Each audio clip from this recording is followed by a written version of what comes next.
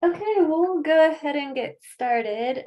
Thank you everyone for joining today. Aaron is out of the country this month, and so he will not be on this meeting.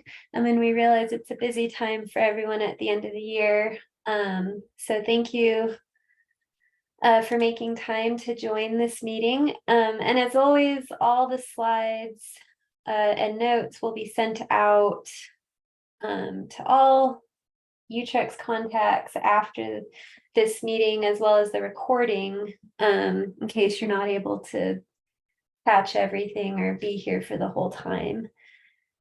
So we can go ahead and get started with our agenda. If you want to go to the next slide. Okay, so today we have a pretty full agenda, and we will be going over some review items as well as some items specific to the year-end Utrecht submission. So our first agenda item is the LEA school calendar, and Nicole will be talking to us about that.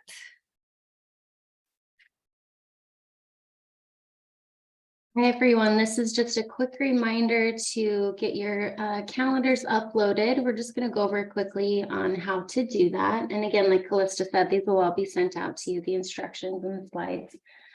The calendar is the location for all the LEAs to update their school year calendar, which in the past was published by the Utah State Board of Education. The online tool eliminates the need for LEA leadership to send their calendar via email. The user role with permission to edit the calendar is directory user, and this is assigned by the Data Gateway LEA admin. First, the calendar column headings. Opening Institute, the first day of the year that teachers are expected to be back in the schools. Then it's broken down. The first day, it's obviously the first day of school of the school year that the students will attend the schools. Breaks, these are the typical breaks throughout the school year. And other non-school days, the dates that the school is scheduled to be closed. This can include teacher work days, excuse me, where students do not attend. Any number of dates can be added and displayed in this section. And then the last day is the last day of school for the students. When you're adding an LEA calendar, the Data Gateway LEA admin assigns the role of directory editor to the individual account for the person who will be adding, updating, and editing the LEA calendar. And when you access the calendar, once a user has the role of directory editor, they can access the add or edit mode by selecting My Tools from the main menu bar, and then select LEA calendar from the LEA tools grouping. The editor will see an edit icon next to the LEA calendar that they have permission to change. And then to add the new calendar, the directory editor adds a new calendar for each year available in the Data Gateway. The user selects the green Add Calendar button to create the LEA calendar, and this will open up the date entry window. And once you get to this screen, you'll want to click into each open text area to enter the date for each element, selecting any of the elements other than the other non-school days. Will launch a date selection dialog box. Each box defaults to the traditional month for the given start date, break date, or last day of school. Use the arrows at the top of the date selection dialog box to navigate to different month if needed. And then you select the correct date, and the date field will update with the information. Continue to add dates for each field, and note the system currently allows any date selected. No logic has been applied to make sure end dates are after begin dates. The calendar will display whatever the user enters. The other non-school days entry is the text entry field and not a date field. Multiple dates can be entered here with the user controlling the date format. Once all of the information has been entered, select the Save button and preview the next LEA calendar item. Once saved, the screen changes to the filtered view that shows only the LEA data. Review the information and select Edit if changes or updates are needed. And that is it. Thank you. All right, and just remember to get those school calendars entered. This is for next school year, 2024. All right, and so Kristen Campbell is going to be talking to us about a few items next. Next slide. The first thing we want to remind you about are Cactus and teacher license renewals. All professional licensed educators should have their renewal done by June 30th. We close Cactus at 11. Go back. We have been sending monthly reminders to all educators since January, so they should know. Cactus and USIMS, which is what the teachers use to activate their accounts, will be down from June 30th to July 17th. That means that if the teacher doesn't have it done before then, they're going to have to wait till after July 17th to finish. Please plan accordingly. LEA specific license requests and renewals can be entered into Cactus after July 17th. Also, a reminder, we have had a lot of particularly new administrators try to put in assignments for teachers for next year. Those cannot, new assignments for school year 23-24 cannot go in until after the rollover on July 1. So it'll be after July 17th. Does anybody have any questions about Cactus being down or USIMS or licenses? You can put it in the chat if you do.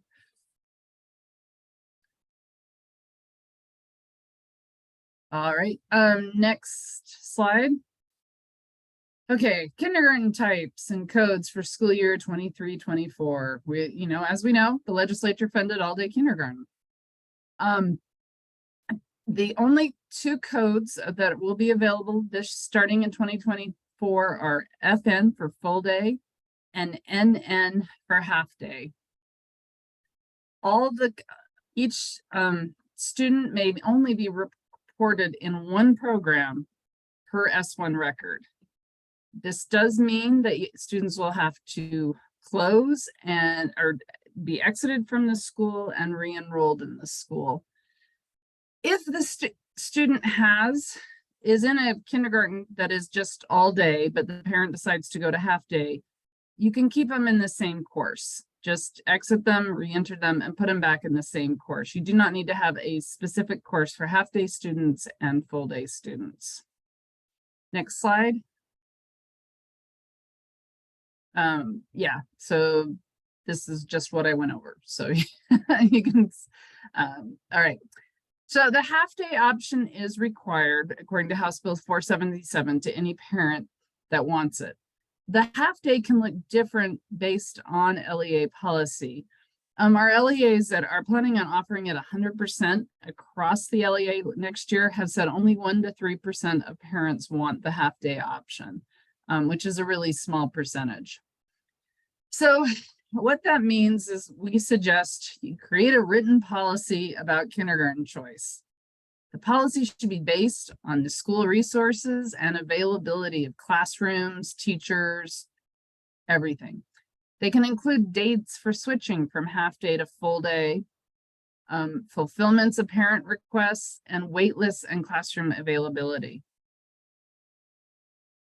We recognize that not every LEA has enough space to start all students in all-day kindergarten, even if the parents want it. So we've gotten some questions that I'm kind of going to go over. First of all, can we deny full day in kindergarten after a certain date? If that is in your policy, you can limit how often students who are in half day can be enrolled in full day. Now, some LEAs would just have said if a kid goes from half day to full day, they're fine. But LEAs that have limited space, it is much more of an issue. You can put in a calendar date or amount of time in school. And you can also say, well, okay, you want to go from half day to full day, but you need to wait till the semester ends and then do it. Can a student who leaves full day be denied the ability to re-enroll in full day? Yes, if it has LEAs have limited space, and if a kid leaves full day and goes to half day and then wants to come back, the LEA can say we don't have space and deny the request. Next slide. If a parent signs up for half day kindergarten and then on the first day of the school wants to switch, can the LEA deny that switch? Yep, LEAs have limited space. Can individual schools have only one option? We do have some LEAs that are putting half day in one school and full day in other schools. But parents just must have an option. The other thing is, if parents are at a school that has half day and they want full day, they can be given the option, if it's up to the LEA, to switch schools. Next slide. Yeah, that's all. Does anybody have any questions? Oh, I got one. It's the teacher's responsibility to get you new degree and license information. Yes, it is the teacher's responsibility. It is not the LEA's. Are there any questions about kindergarten? Okay, so if you're a charter school and only offer a full day, you still have to offer the student the option of doing half day. How you do that is up to you. Some LEAs are just giving students, telling the parents will come in the morning or come in the afternoon. We are usually I would hope, because a charter is self-choice by the parent, they would be aware that you're only offering full day and they would be pulling the student early. So you would just put them in the course, you'd put them in with the S1 record marked as half day, and the rest of the students would be marked as full day. Any other questions?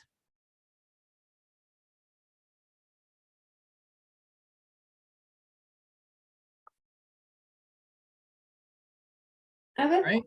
thank you, Kristen. Thanks. Okay, so I'll be going over some updates and important announcements related to the UTREX year-end submission. And this isn't the general training. Riley and Stephanie will be doing that following this. This is more specific to this year, different issues that have popped up and questions that have happened specific to this year end. So next slide, please. So last month's meeting, we had announced that the goal for opening the finalizer window was going to be on Monday, June 12th. We did send out emails, but due to some USBE IT operations that were running through that same time, it was determined that it wouldn't be safe from a technical standpoint to turn it on that early. So we had to wait a week, and it was turned on Monday the 19th, which was this week. But for the state, Monday was a holiday, so we sent out the email on the morning of the 20th. And so if you did not know, the finalizer is on, and it stays on until the deadline, which is July 7th. So you have a little over 2 weeks to finalize a year-end UTREX submission. Next slide. So these now are some specific issues that have popped up during our courtesy data review process this year. We had aimed to do everything earlier, and we're still determining if that was a good thing or a bad thing. We realize people want to get things finished so that they can get out for the summer. But at the same time, there are reasons why sometimes we review things at certain points in the year, and that did occur with some of our data review points on the courtesy data reviews. So many of you might have noticed at the time in which we did the courtesy data reviews, which was earlier, it was in May, before a lot of schools had finished their school year. We flag a top letter item, which means that it's a must respond item. It's an important funding item. So we flagged a lot more LEAs than a typical year for the item on having 0 students with 180 days of membership, which is a big alarming thing to get on your letter. But the reason for that in most cases was just because the school year hadn't finished at the time when we reviewed your data. And so in UTREX, the membership wasn't quite 180. So that's just for your awareness. A lot of you emailed about it, and then by waiting a few days or a few weeks, that did just resolve on its own. And again, that was just due to the point in time that we initially reviewed the data. So it might be valuable to wait a week or two after we had done it this year. We're still determining that, but that was one issue that we found. For LEAs that currently have 0 or very few students showing up with 180 days of membership, now for the majority of LEAs, your school year should be finished. So that's a big issue to get fixed. But if it was marked on your letter, it's just important to note that if that was done earlier in May, it's probably because at that time, you weren't showing 180 in UTREX yet. All right, next slide. Okay, another issue that happened earlier in May was there was some questions from LEAs about the specific validation AEC.825. That is a fatal error with the wrong combination of core code with specific teacher IDs. And so this is just to clear the air in case you heard different instructions from your CTE director. The correct values that should be reported for those are what's in the UTREX specifications. Those are the valid values. So if you're reporting something else, then you need to fix that to clear those fatal errors. All right, next slide. Okay, this also happened earlier on when we first started doing the data review process. The validation for early numeracy interventions, which is the S1.404 validation, it was set as a warning, and it has been a warning all year, and it was expected to go fatal, but we did find that it was triggering incorrectly even as a warning. It was just missing the business rule that students had to be enrolled for at least 20 days. It was triggering whenever there was a blank. And so basically students shouldn't have been getting the warning if they were enrolled less than 20 days. And so we did get that fixed. But again, at the time of your review, you might have, if you were looking at your warnings, seen that you had students on there unnecessarily. And we did get that fixed before we turned it fatal. And so now you should not be seeing that trigger incorrectly. So you do not need to enter an early numeracy intervention for students with less than 20 days of membership. And that was fixed a few weeks ago, and it also was turned fatal. All right, next slide.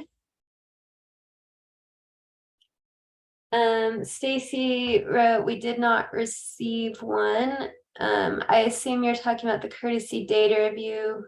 So yeah, we can email about that. Because at this point we did send them out to every LEA. So if for some reason you did not get that, please email me directly. And then Logan said, would it be possible to make this go fatal sometime in the middle of May instead of June, since all our teachers are gone for the summer? Yeah, I mean, that was our bad in the sense that the timing on that was not great. So that will be a goal going forward, that we don't turn things fatal like right during the year-end finalized submission. That being said, that particular validation doesn't show up until the last day of school anyways. So you wouldn't have seen that until your school year finished. Okay, the next specific item that we had issues with was absences due to suspension. So there was nothing wrong with the validation on this. We just noticed in doing the courtesy data reviews that there were a lot of LEAs that had all zeros reported in this field. So there's the 3 absence field, excused, unexcused, and then this one, absences due to suspension. And we saw a lot that LEAs had the excused and unexcused absence values reported, but they were just all zeros on the absences due to suspension. And in talking to both LEAs and then Paula, who supports Aspire, we found out a few different things. So we found out that Aspire users will not be submitting those values until the fall. There's a few things that have to be worked out with their SIS to do that. And then we found out from some other LEAs that they did have absences due to suspension, so they weren't sure why they were showing up as zeros. So just letting you know to check that, because it's not going to trigger a warning or error if there's a value. And so 0 is a value, it's not blank. And so some SISs might just have it defaulted to have all zeros. And so if you weren't aware that you were reporting all zeros, that's something to look at, and it might be an SIS issue. Okay, I'm just trying to catch up on the chat.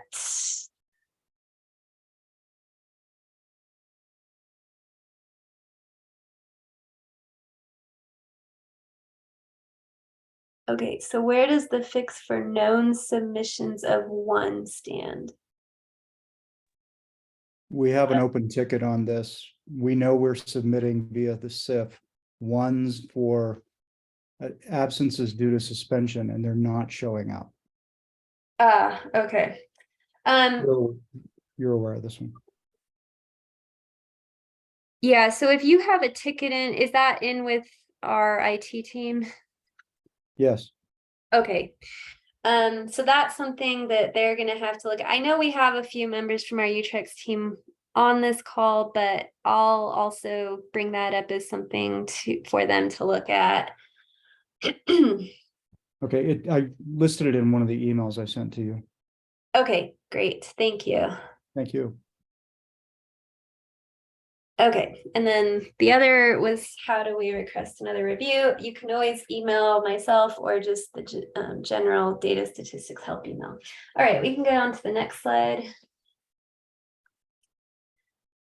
This slide is now a little outdated, but this was when we had started the courtesy data reviews back in May. And then at our last data meeting, this is just to be transparent of all the different validations that were expected to go from warnings to be fatal errors by year end. And they have all been made fatal errors. So you should be seeing those in your current submissions. If you're not seeing them, then you don't have any. But just for your awareness, these were all turned fatal. And just to review, it was all of the early numeracy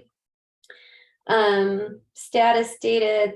That one is only a fatal error if you submit an invalid value. And then early numeracy intervention, that's fatal again if it's blank and the student was enrolled for at least 20 days. The student physical address 1, and that includes physical city, physical state, and physical zip code. And then the 3 absence fields, which we just talked about, the enrollment validation type, and I'll be talking about that one in a second. And then the 5 new incident data fields, the physical arrest flag, search and seizure, criminal citation, non-criminal citation, and the retaliation. So as of last week, those all should have been turned fatal. All right, next slide. So here's some updates on some other validation errors that we have found between last month's meeting and today.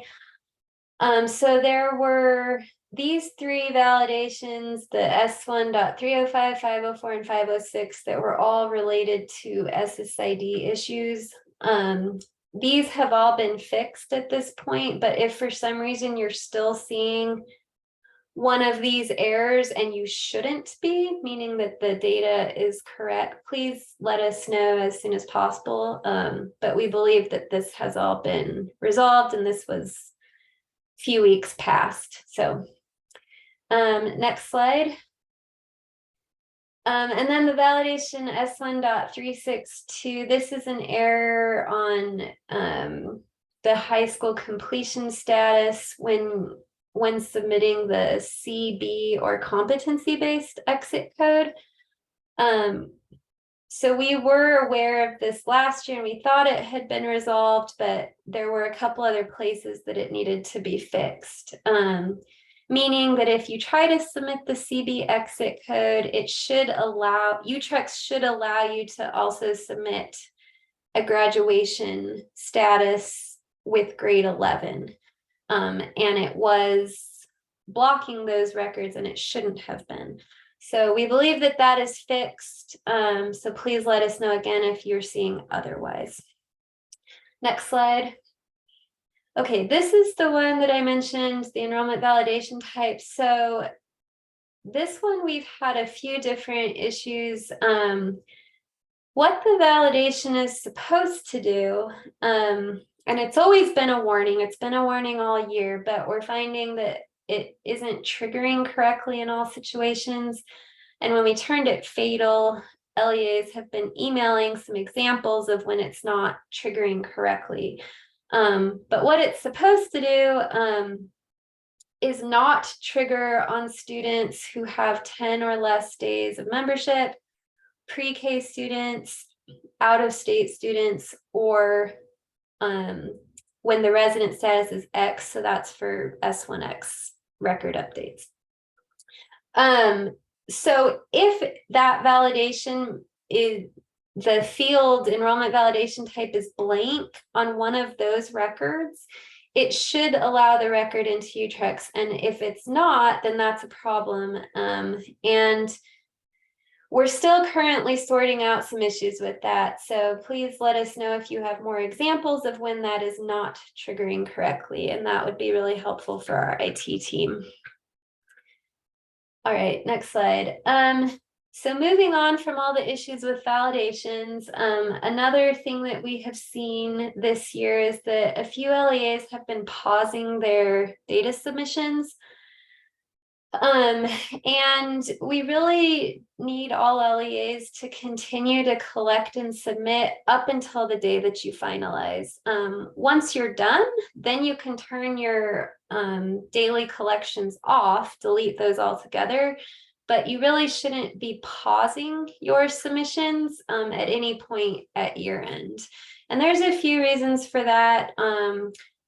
But with all these validation issues, we're really needing all the data to be coming through daily. We're also reviewing data daily. And it is in board rule that LEAs submit daily. So until you are done, we just ask that you don't pause submissions. And once you've finalized, you can go ahead and delete your daily submissions. There's no reason to pause them at year end. All right, next slide. And then this is the last reminder. We've seen already that quite a few people are starting to go on vacation or leave for the summer. And so there's been a few cases where people have already finalized, which is great, but we continue to review the finalized data that is sent in. And sometimes we find issues, even after the courtesy data reviews. We always seem to find a couple issues, and we just need to be able to contact all LEAs. So whether that's you as the UTREX contact or someone at your LEA, we need someone to be able to be available even after you hit that button, because if we find an issue with the data that's significant related to funding, we need you to be able to recollect and fix that and refinalize. Otherwise, that will have impacts for you, especially when it comes to membership and funding in the fall. So please pay attention to emails and or calls if we try to contact you between now and July 7th. All right, any questions related to any of that? Those were all specific things to this year.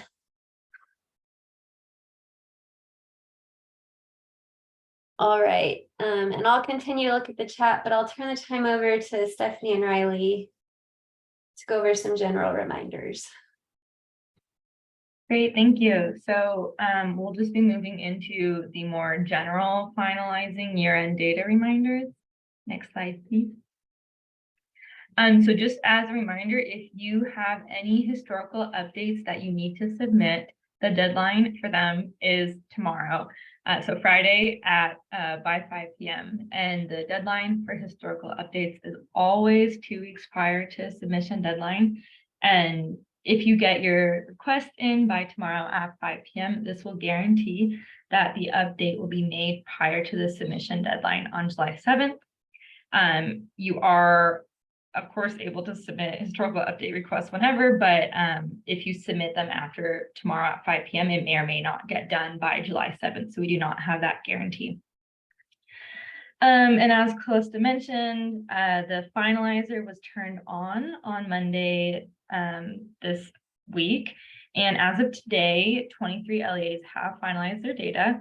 And the finalize button will continue to be live now through July 7th at 5 p.m.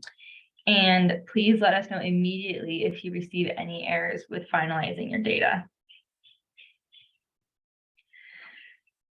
So again, the deadline is Friday, July 7th by 5 p.m. And sorry to sound like a broken record, but we do receive questions about this. And so just wanting to make sure that everyone is clear.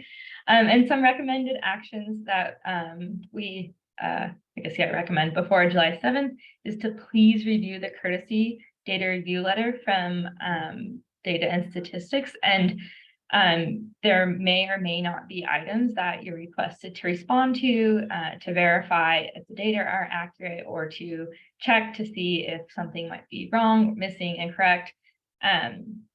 So please review that courtesy data review letter. Always you can respond and ask for help if there's anything that you need clarification on. You can also turn to the UTrex specs to help figure out some of the issues that you might be having.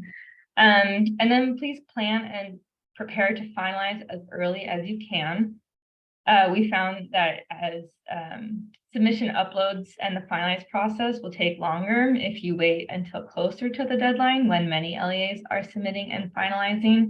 And of course, the earlier you finalize, if there is an error that you notice in your submission, or if we catch something, then it's easier to refinalize your data instead of rushing at the end to get that finished. And you also do not need our permission to finalize. It's up to the LEAs to review their data to determine the accuracy and also to determine when they're ready to finalize. And we cannot press that button for you. So that is your responsibility. All right, so the data finalization process. Next slide, please.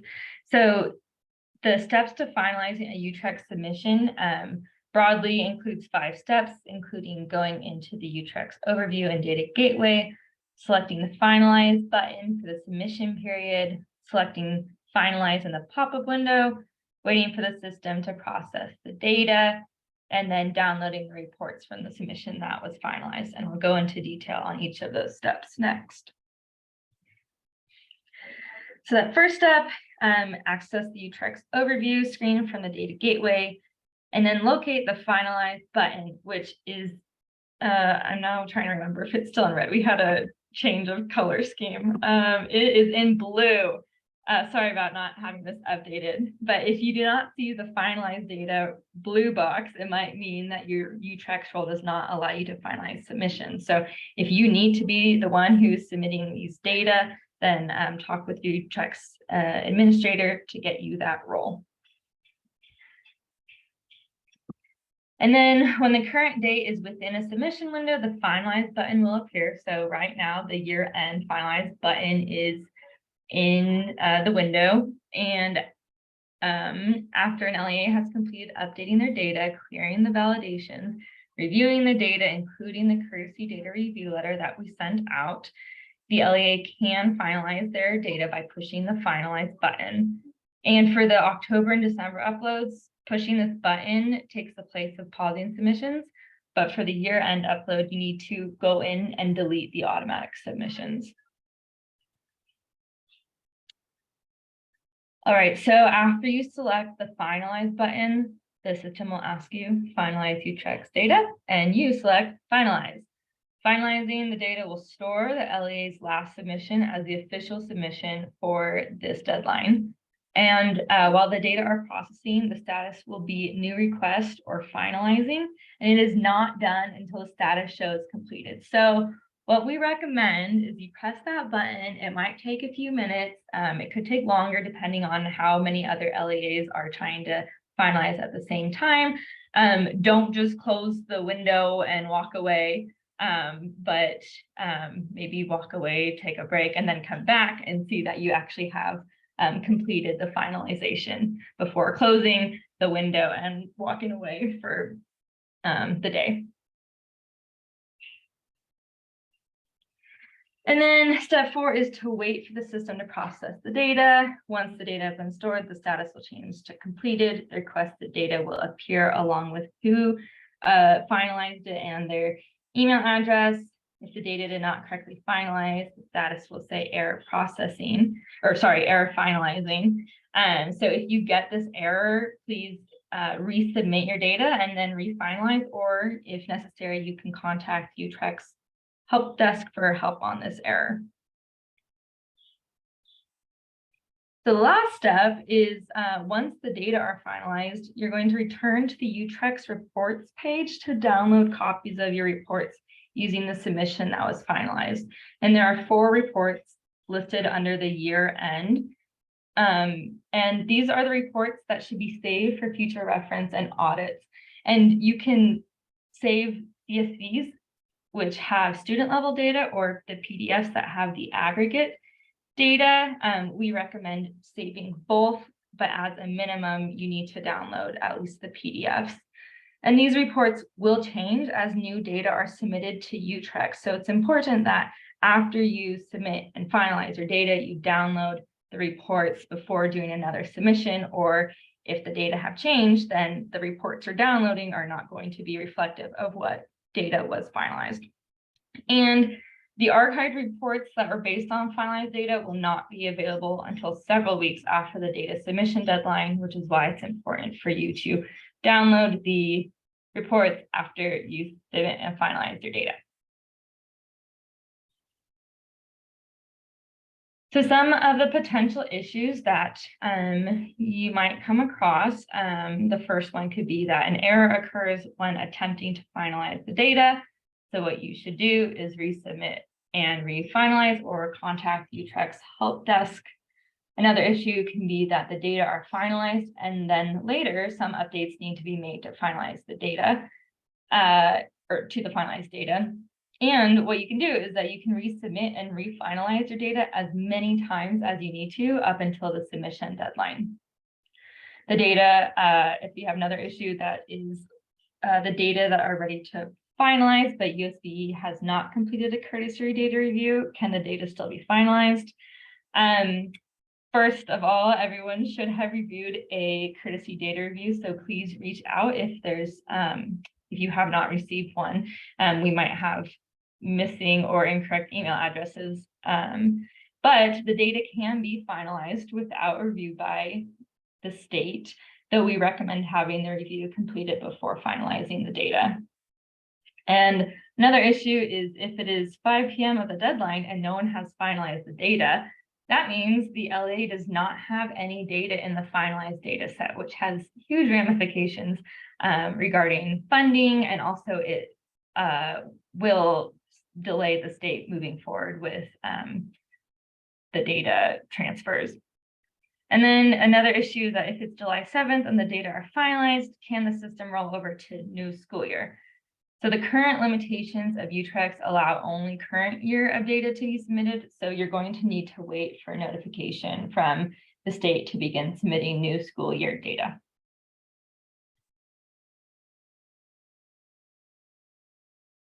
Alrighty, Stephanie. Yes, so thank you, Riley. So in the next several slides, we'll talk about the data submission errors you may encounter during the window of data finalization.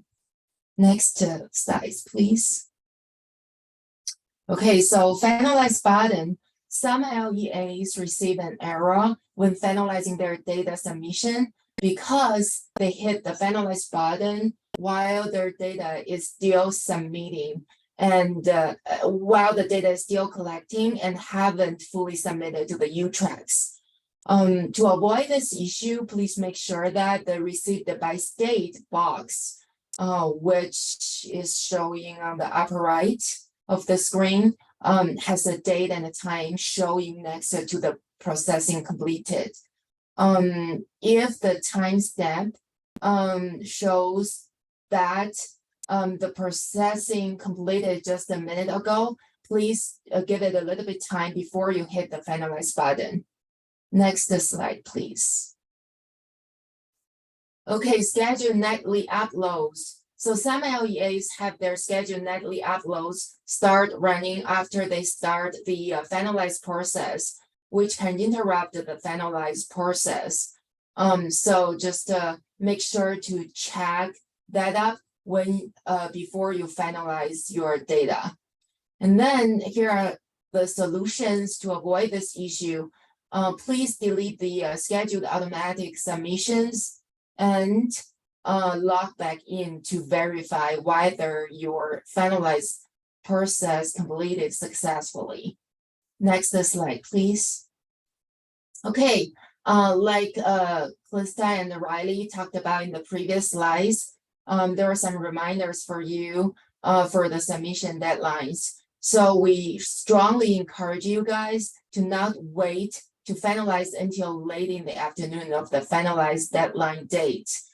Here are some reasons. If you need extra time to get your data cleaned and finalized, please be aware that everything will take extremely longer due to the higher traffic on the system.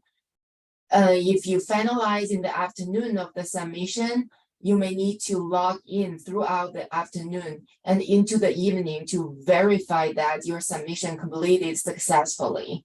However, if the finalize fails, you will have only a limited time to submit and refinalize your data.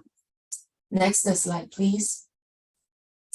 Okay, so after you finalize the data, we're talking about something about downloading the reports. Next slide, please. So like Riley showed you guys how to download the reports. You can go to the U-Tracks reports. Be sure to download all the reports under the header for that finalization period. In this scenario, this is the year end. So you probably want to download all the 4 reports showing up under the year end reports. Like it shows on the lower right in this screen. Okay, next slide, please. Here are some things we need to pay attention to the scheduled collections. So some recommendations for year end. First of all, please don't pause your data collection at year end. Instead, please make sure to delete your scheduled collections at year end after you have submitted your final collection, in order to avoid issues with your scheduled data collections for the new school year. So like our team member mentioned in the previous slides, we're going to send out an email to let you know when it's the time to start collections in the new school year, 2023 to 2024. And then you can schedule a new automatic collection. There is no setup date when U-Tracks roll over to the next school year, but it's usually between the mid to end of July. So please watch out your email. Next slide, please. Here is how it looks like of the manager scheduled collections in your system. So to delete the scheduled data collection, please make sure you select the corresponding one and hit the delete selected button at the bottom. Okay, next slide, please. Here are some resources for year-end data submission. If you need technical help, please contact the UTrack support team at this email indicated here. If you have questions about the data, please feel free to contact data and stats team. And if you need some help with the SIS, please contact your individual SIS help desk. Before you contact those groups, here is UTrack specifications and year-end deadlines. If you follow this link, you can go to our USBE website and look through all the very useful specification guides, and you may find very valuable explanations for the terms, validation rules, and the warnings you may encounter during the finalization process or before you finalize your data. I think that'll be all. Next slide, Nicole. Okay, so Riley, you're up. Thank you, Stephanie. So at the data conference in April, a lot of the LEAs asked for some clarification on incident data, and we provided a training back in September during the monthly LEA data meeting, and there was a suggestion to provide something similar. And so we'll just be going through that training a little bit quicker without Willie Chen, who I think would normally be giving this training, but she's not in town right now. And so I'll be going over that for now, and maybe, like I said, a little bit quicker, but of course we'll email out the slides, and there's always the September recorded meeting that was sent out as well. So entering and reviewing your incident data in UTrax, this is for state and federal reporting requirements.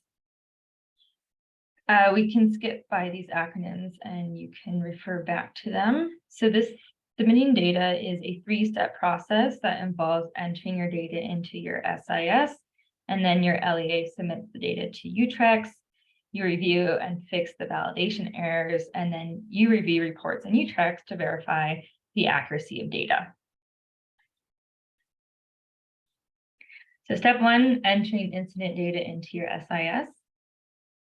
So incident data records may be different for each SIS, and some helpful resources if you're unsure on how to enter data for the incidents, then you can turn to your SIS help or training resources. There's also some user groups out there that you can join. And despite differences between UTrax and SISs, the UTrax specs can be really helpful. So you can either bookmark the link that will be sent out in this slide as a PDF, or you can Google something like UTrax USBE, but I recommend bookmarking because there might be some old versions floating around there out on the internet, and it's best to have the most current one. So UTrax versus SIS, most LEAs use one of the following SIS systems: Aspire, Compass, Infinite Campus, PowerSchool, or Skyward. Each SIS has their own unique design and functionality features that appeal to the LEA, and the way that LEAs enter their data into their SIS will vary according to the design of that SIS. So if you have any confusion or need clarity on how to enter your data, turning to the SIS help desk, training resources, and user groups should be the first line of assistance. And then the UTrax is a state system for collecting data from all the different SIS systems and organizing it into one state database. And SIS systems must be able to transform and submit data into UTrax so that the data matches the UTrax specs. So this file of UTrax specs may be big and intimidating at first, but you can follow these instructions to skip to the information you need regarding incident data. So from the table of contents, you can click on the incident record, I1, or incident association record I2, and that will take you to the location in the specs where you can find more details on these records. So the layout of the UTREC specs, it provides 4 different sections. So there's an introduction for each record, and then the SIF, or Schools Interoperability Framework Mapping. There's a detailed field descriptions, and then validation errors. And if there's any recent changes to the file, those are identifiable in red text. So the introduction section for each record, it provides introductory information about what must be submitted and who to contact for help. The SIF mapping section, SIF is not a product, but an industry initiative that enables diverse applications to interact and share data. This is something that your SIS programmers need, and most users can ignore this section of the specification. The detailed field description section, that's where you should focus on. So there's the name and description of the data item. There's plain language as much as possible, a code table with descriptions, whether or not the data is required or conditionally required, if or how it relates to other fields, and notes. So here's a detailed field description example for the incident record or I1 record.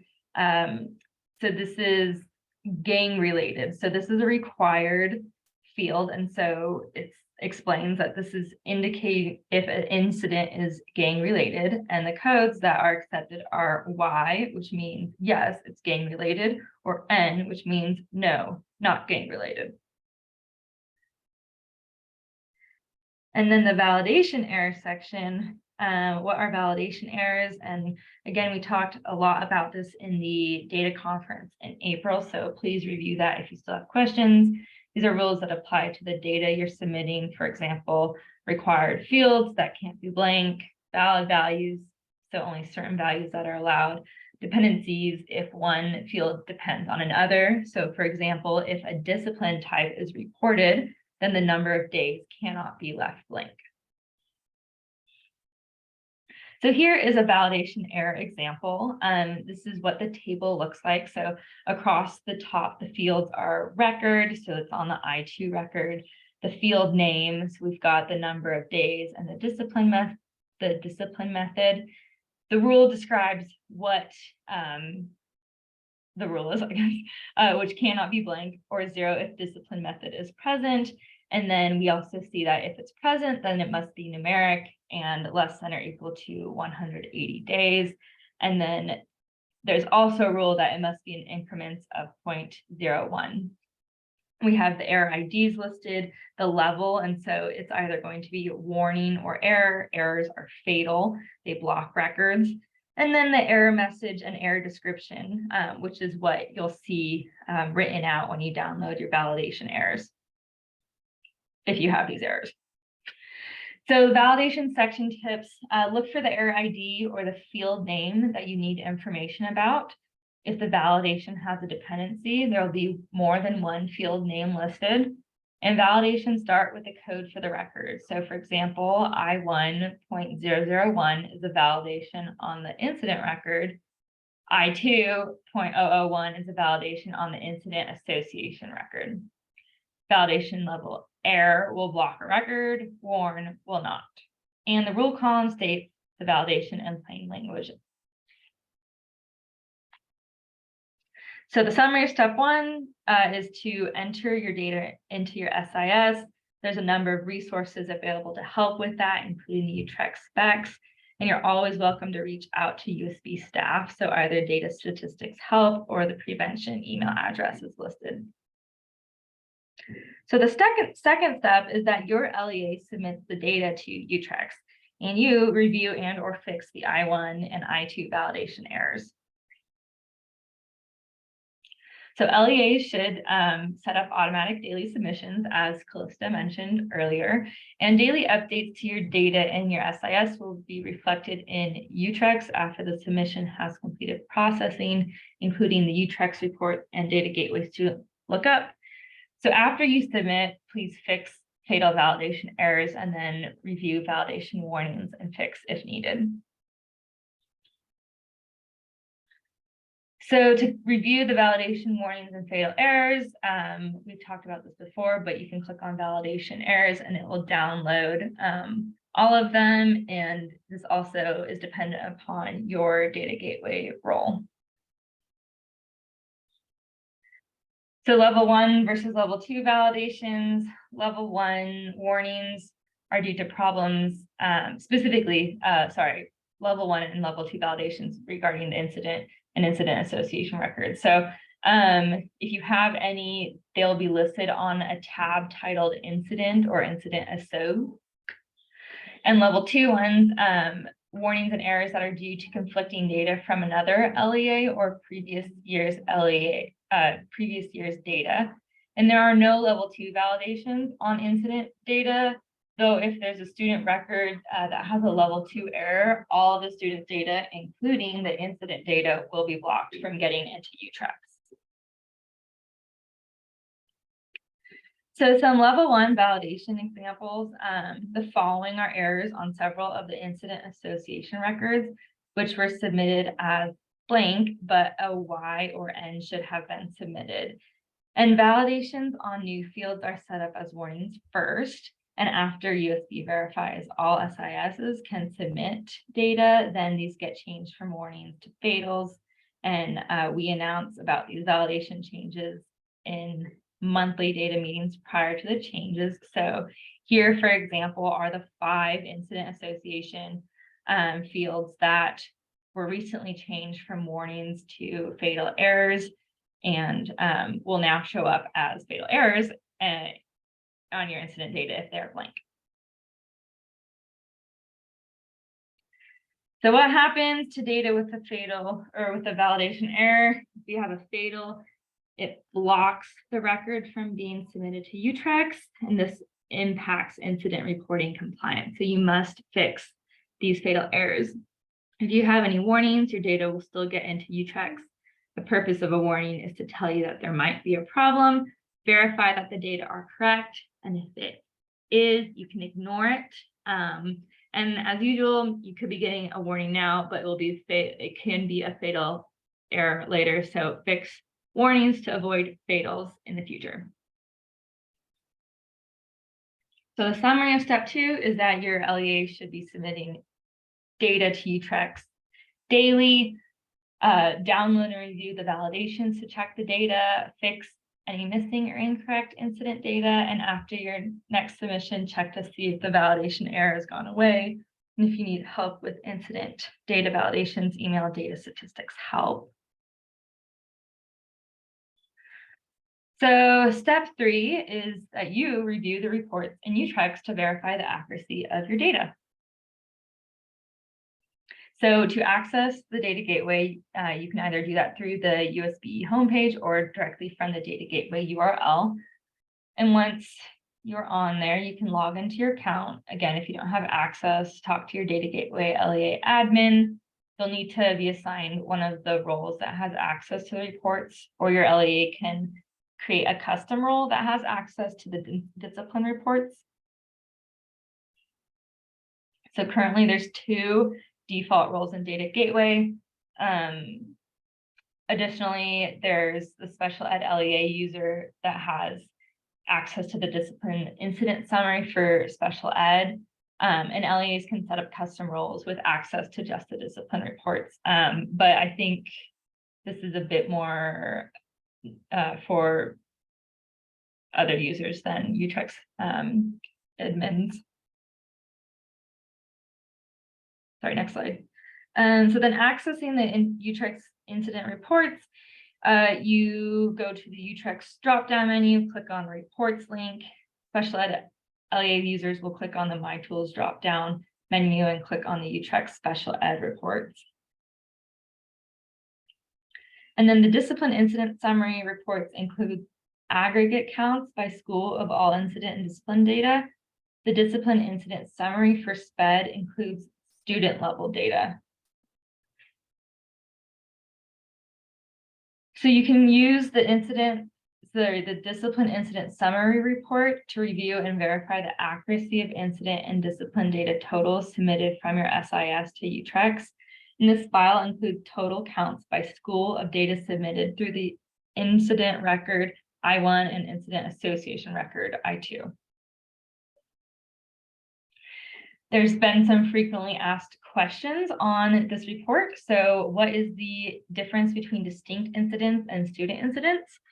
A single distinct incident can involve multiple students, and a single student can have multiple infractions per incident. So student incident counts may exceed distinct incident counts. And each student can have only one primary infraction, but can have between 0 and 4 secondary infractions. And column H is the only column in this file where secondary infractions are counted. Second commonly asked question is why are there more counts by weapon reported than of weapon student infraction type? So column AC is the count of weapon as a primary infraction type. All weapons are included in weapon reported counts, columns AD through AK, even if the primary infraction type is not weapon. So for example, if there's a fight where a student used a textbook as a weapon and the primary infraction is fighting, then the weapon student infraction type is 0, while the weapon reported other object is 1. Another frequently asked question is how can I review my data for the new annual school disciplinary and law enforcement action report? So now in the discipline incident summary, the counts of physical arrest, search and seizure, criminal citation, and non-criminal citation and retaliation can all be reviewed in the discipline incident summary report. So then there's also another report, discipline incident summary for SPED, and you can use this report to review and verify accuracy of incident and discipline data submitted for students with disabilities. And the file includes student level data on each incident, which a special ed student was involved, and if the student was suspended or expelled. It also has a sum of the total number of discipline days a student has received statewide. So special ed directors can use this report year-round to determine if services need to be provided to a student being disciplined or to track disproportionality. And additional training resources are available for using this report, and you can contact LEA for this. So you can also use the student lookup and data gateway to review incident records submitted to UTREX for a particular student. And the way you access that is by logging to Data Gateway, clicking on My Tools, click on Local Student Search, or Students, or click on UTREX drop-down menu and click on the Student Search. And if you don't see this option, then work with your admin to get that.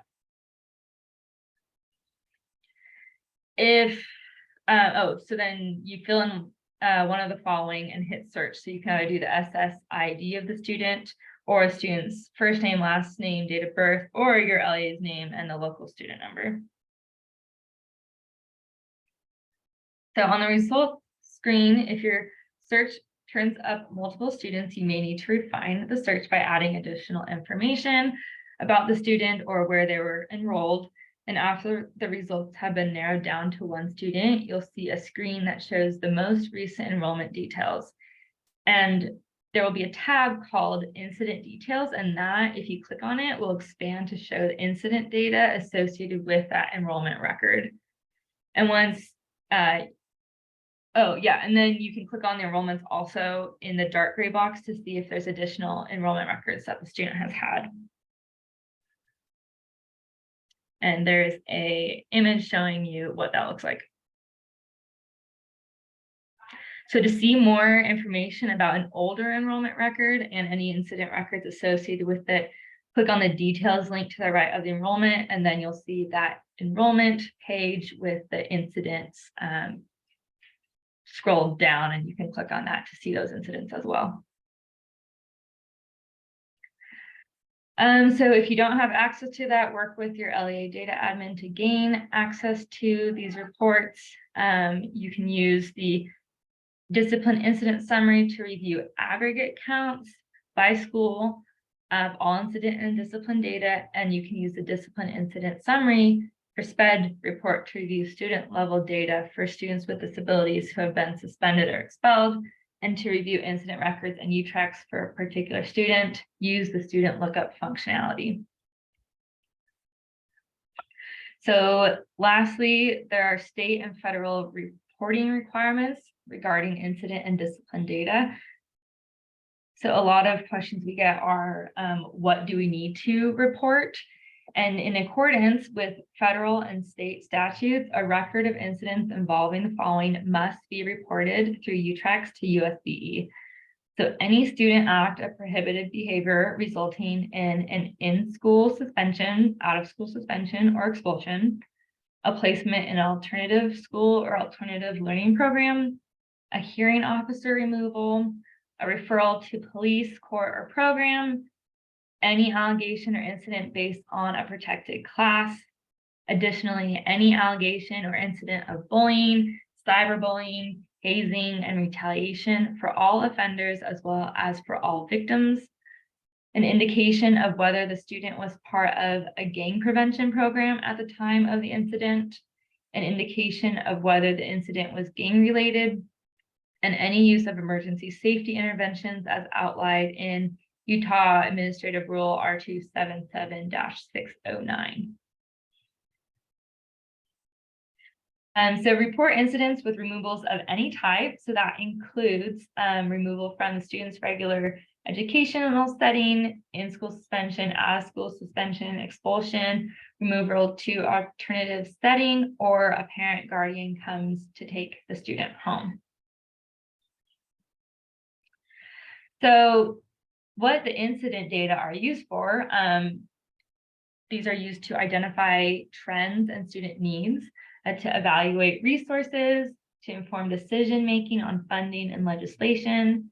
And also the data are used for annual reporting purposes, including the USBE Superintendent's Annual Report, School Disciplinary and Law Enforcement Action Report, Utah's Annual Report on Intergenerational Poverty, Office of Civil Rights Data Collection, EDFACS Disciplinary Removal Data Files, IDA Significant Disproportionality, Office of Special Ed Programs Annual Report Performance Report. So as you can see, these data are used for a lot of reasons, and it is super important that these are reported accurately. Oh, you're good, thank you. So if you have any questions, so for any training requests also on incident and discipline reporting or review, you can contact Lily Chen, or for special ed discipline incident data questions, you can contact Malia Michelbena. All right, that's it for me. Hello. So just a couple weeks ago, I was at a conference put on by the IDEA Data Center, and restraint and seclusion data was a hot topic that a lot of people were talking about. And I know we've only been collecting this data through UTRACs for a few years. But as far as I know, I don't think, well, I personally had never really dug into it before.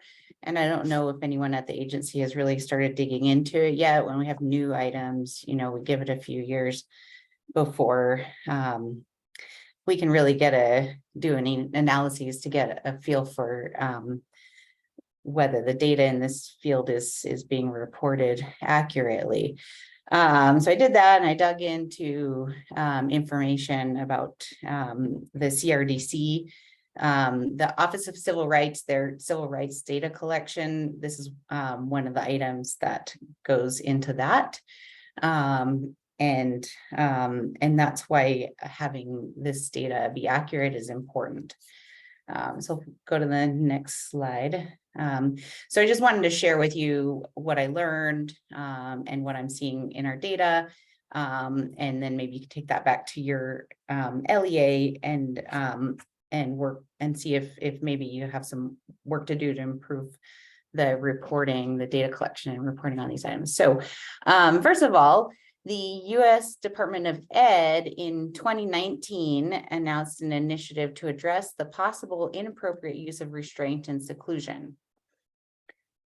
And in their announcement, they said the initiative is intended to alert schools to their obligations under federal law to make sure that students with disabilities receive a free and appropriate public education, and under Section 504 of the Rehabilitation Act of 1973, Section 504.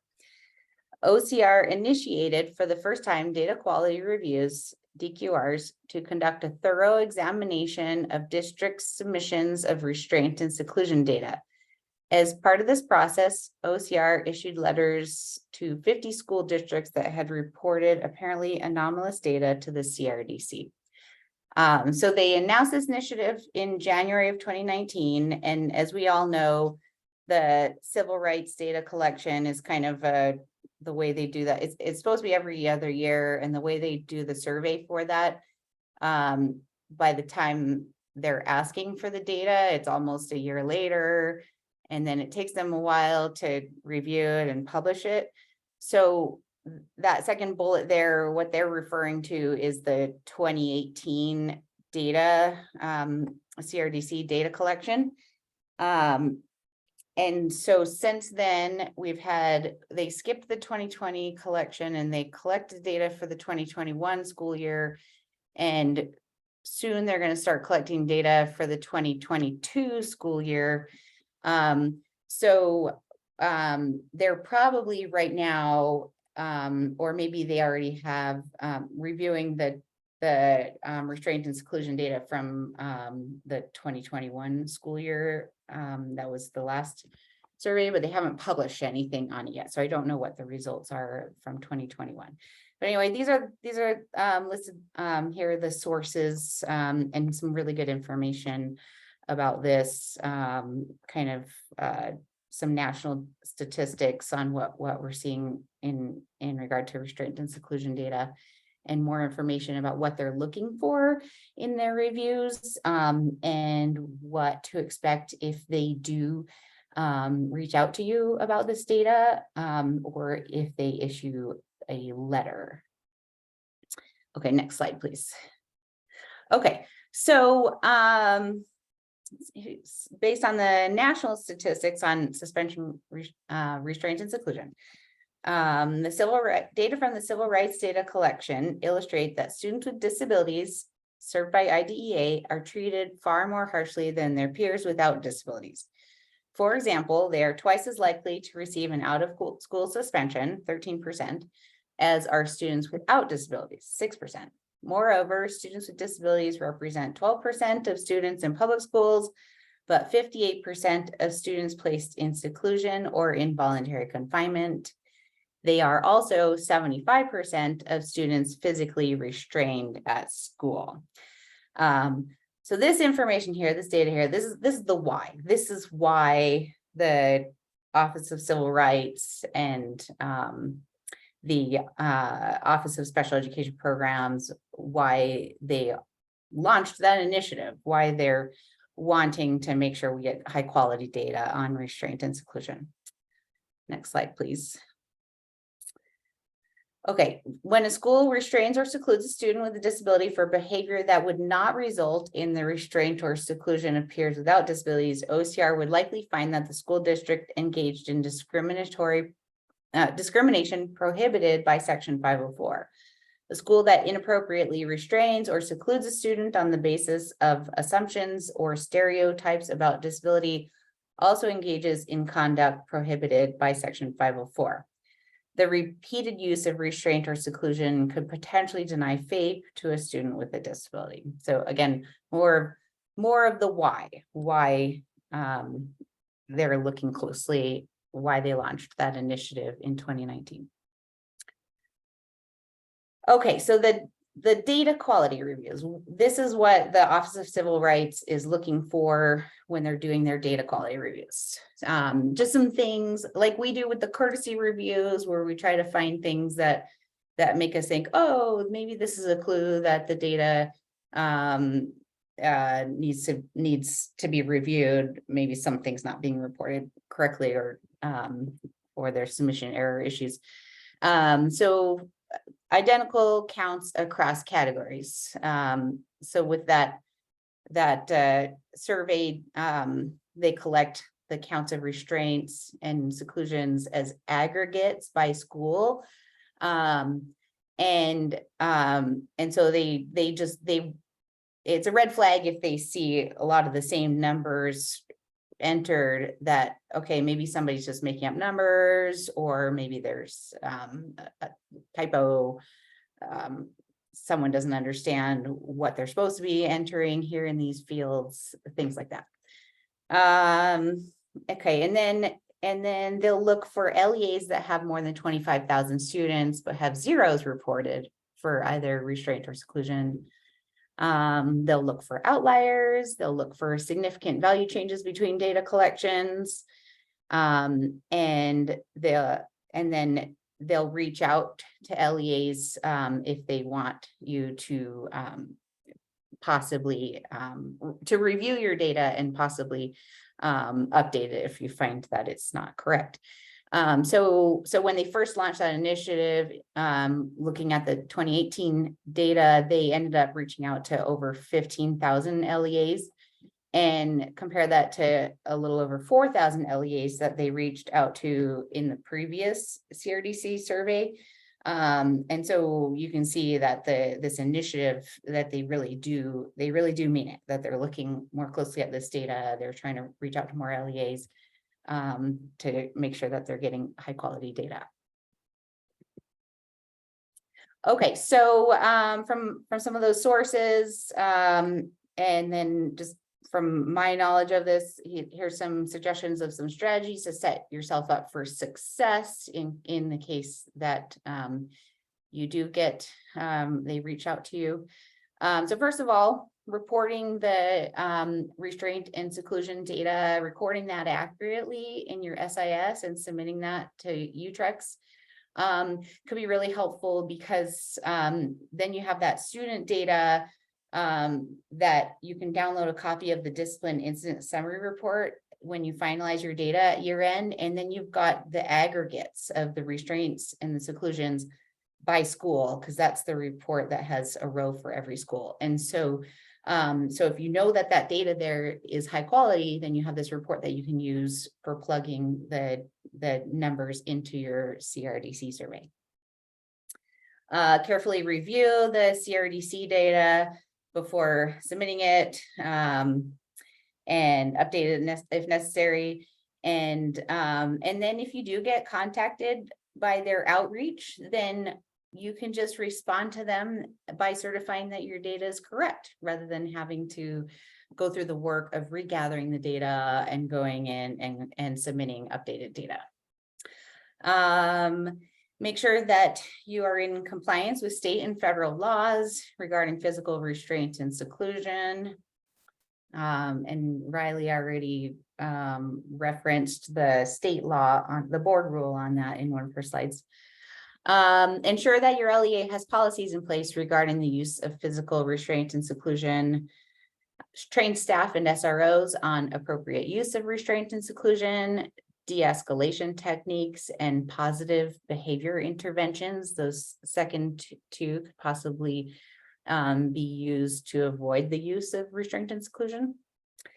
And then finally, use a tracking and monitoring system for incidents involving the use of restraint and seclusion techniques, and analyze the data for actionable patterns. Okay, so this is just some comparison of what our data looks like. So we started collecting it through UTREX in 2020. And of course, we know 2020 and 2021 were really weird years. So that's why 2020 is not even included. 2021 is great out here. But I wanted to compare data with what does it look like now that it's being collected through UTREX compared with the last CRDC survey data that I'm able to compare it with, which is the 2018 year. So first of all, looking at the difference between the UTREX data and the CRDC data, You can see that there is the numbers that were reported in 2018 on the CRDC survey are higher than what the numbers amount to as it's being reported through U-Trucks. And then, so that's looking from the top row to the third row. And then if we look left to right, comparing percent of schools with restraint for students without disability compared with students with disability, you can see that we do have higher data for students with disabilities than for students without disabilities. And so Utah mirrors the national trend that restraint is used more often for students with disabilities than for students without disabilities. And then the last two columns are the percent of enrolled students who have been reported with a restraint.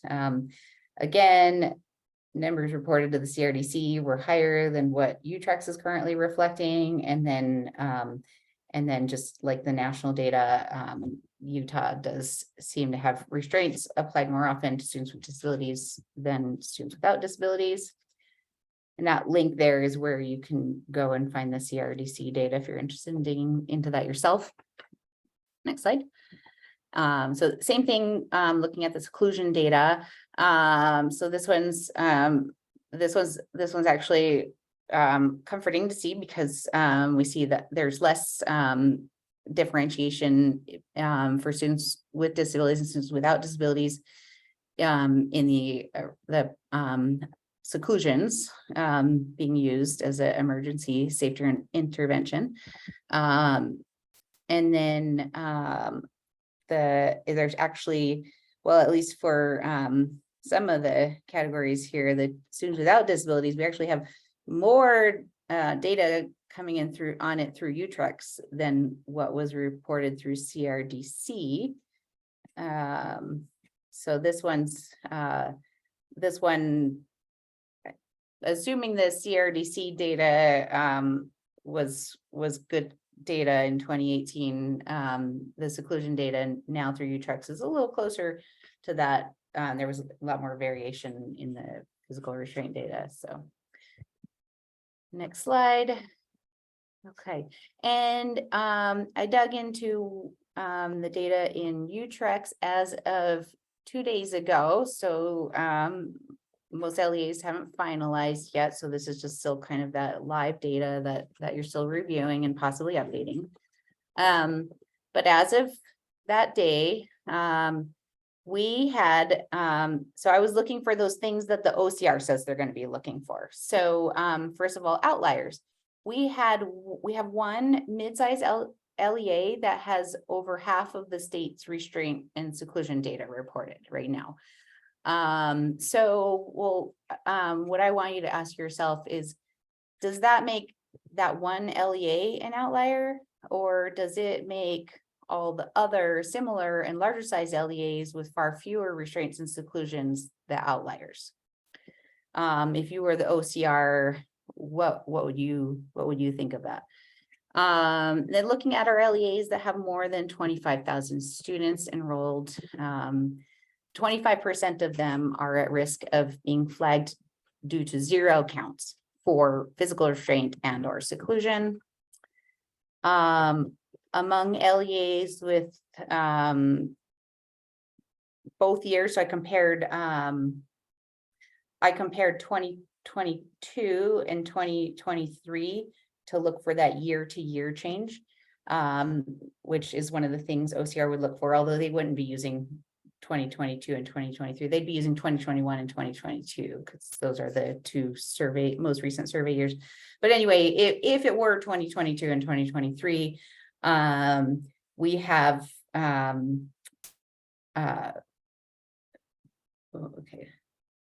we have 5 LEAs that had really large changes in counts. So that's one of the things that could catch OCR's eye.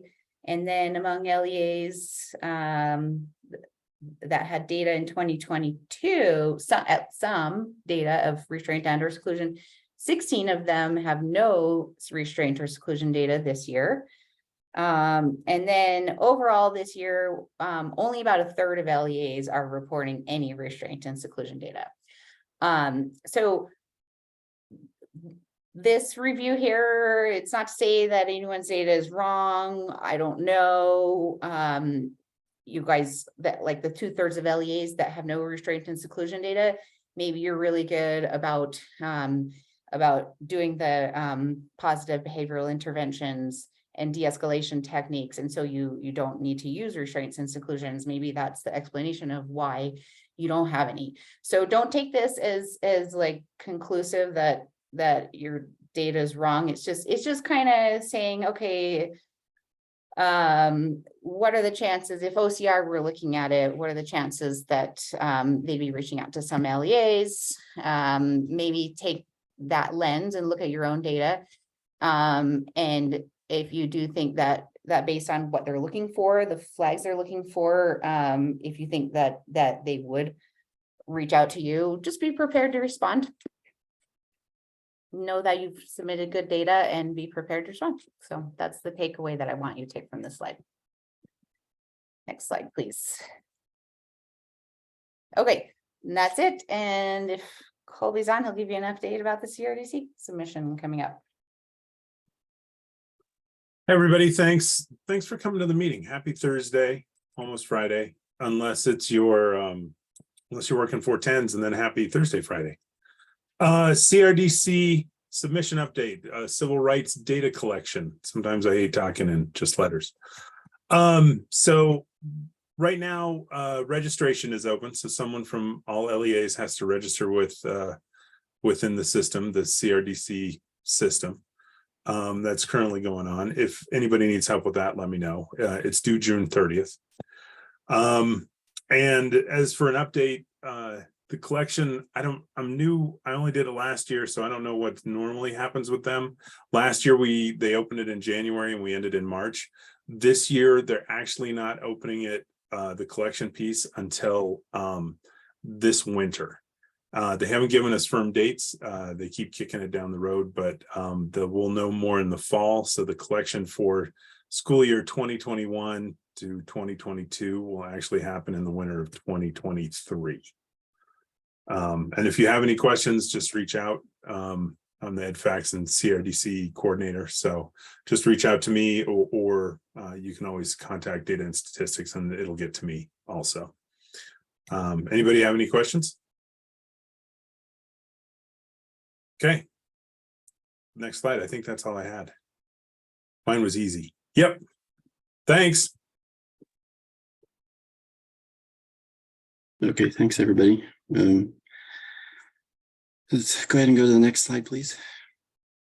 All right, so this is just a reminder of the timeline for graduation rates, when the graduation calculations will occur. So right now, up through the end of the year, keep submitting any updates to the completion statuses and exit codes.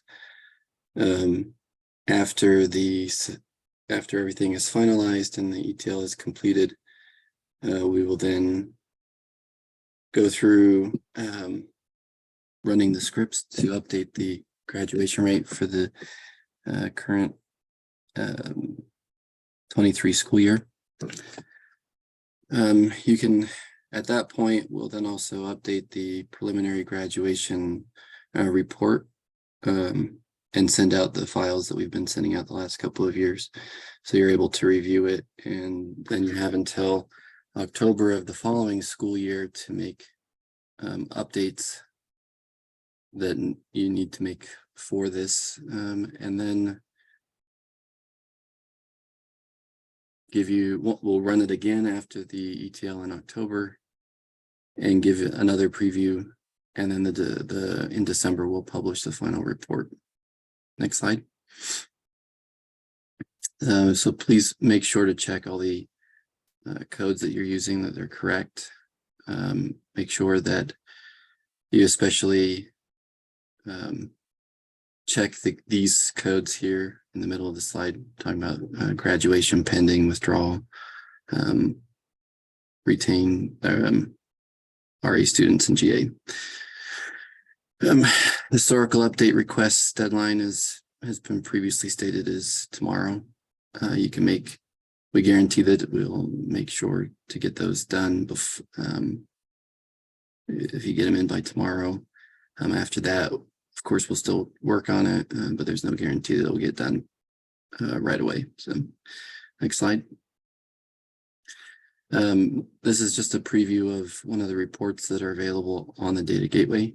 It shows a list of students and their outcomes. And then there's a second piece that also shows counts for what's going to count as, how many are counting for graduates, dropouts, etc. This is usually by the end of July that it'll be available. A good thing to look up is to look at the student lookup function in the data gateway. As you can see, it's under my tools. You can look at students' enrollment history and outcomes that would affect graduation rates using this tool. So I would recommend using it on a regular basis. Next slide. So once the UTREX is rolled over, how can you make updates to exit codes or completion statuses? If the student's not enrolled in your LEA, submit the updates as a historical update, or excuse me, an S1X, I read that. And if a student is enrolled in your LEA for the SY 2024, go ahead and submit a historical update request. To submit an S1X, create a new enrollment record for the student in the current year. So in this case, 2024, with the updated exit and completion status codes, and submit the residency status as X and the membership as 0, with entry and exit within the first couple of days of the school year. This process may look different depending on each of your SISs. So consult the documentation for your SIS if you need any help with that, or reach out. We might be able to help with that. So we have, as said, you have from July through October 1 submission of the following school year to make the updates, and the graduation rate will be in December. After anything that's after the October deadline's too late. So be sure to get them in early. Next slide. So the graduation preview report is on the data gateway and will be updated after we run the preliminary grad rate. And then it'll be updated again in October. And then the graduation rate for the 4-year report is also on the data gateway, but it's not a live data source right now. Therefore, you'll have to look at it after the submission, after each submission period. Next slide. So here's the contact information for myself and for Callista. If you have any questions about graduation or need us to dig into any issues with any students, please let us know. Thank you.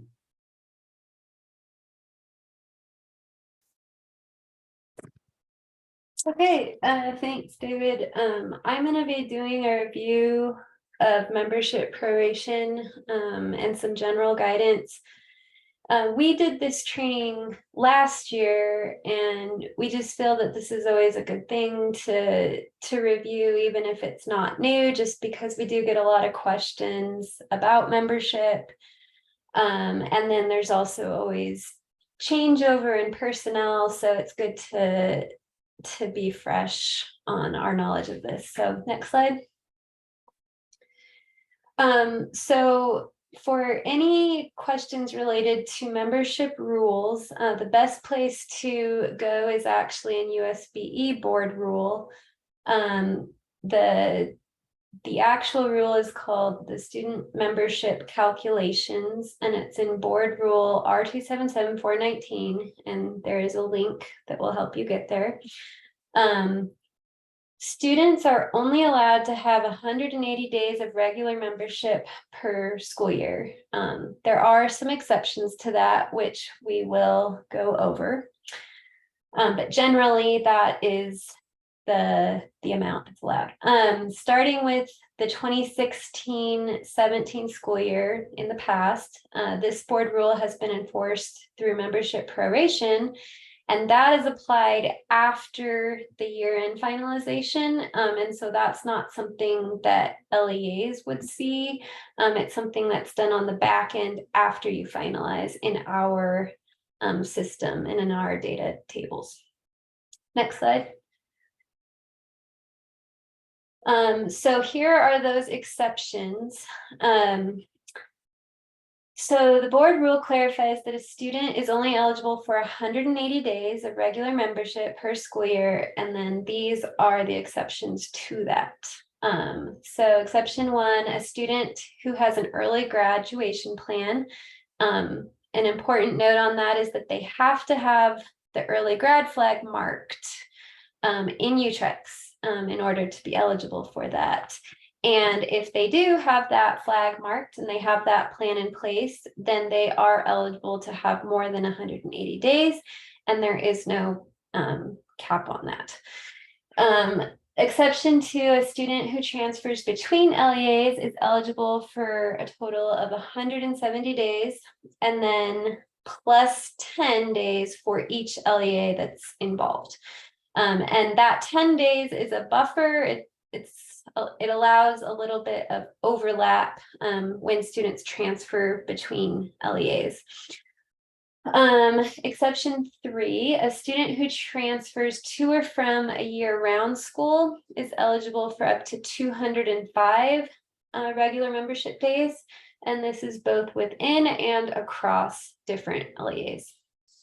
And then the final exception is a student who transfers to or from a school with a schedule approved exception, and that is approved by USBE. They are eligible for up to 220 days of regular membership. So those are the only exceptions to that 180-day rule. Next slide. So what if a student qualifies for more than one of those exceptions? This is sort of the order or hierarchy of how those exceptions would be applied. The student is given the exception that qualifies them for the highest allowable membership in this order. And so first is the early grad flag. And again, there's no limit on the membership for that. Second is if they have a schedule exception, and the limit on that is 220 days. The third is the LEA count. So the student was enrolled in 4 different LEAs during the school year, and the max amount for that would be 210. And again, that comes from 170 plus 10 for each of those LEAs. And then the fourth one is if a student attended more than one school and one of those schools was year-round, and the cap on that is 205 days. And then next, it's going in order. If a student was enrolled in 3 LEAs, the cap is 200. So again, it's the 170 plus each of those LEAs times 10. 2 LEAs would be, the cap would be 190. And then the number 7 is just if there's no exceptions, and that is the 180, which is in most cases the majority of students. Exceptions are not combined to increase the allowable membership. All right, next slide.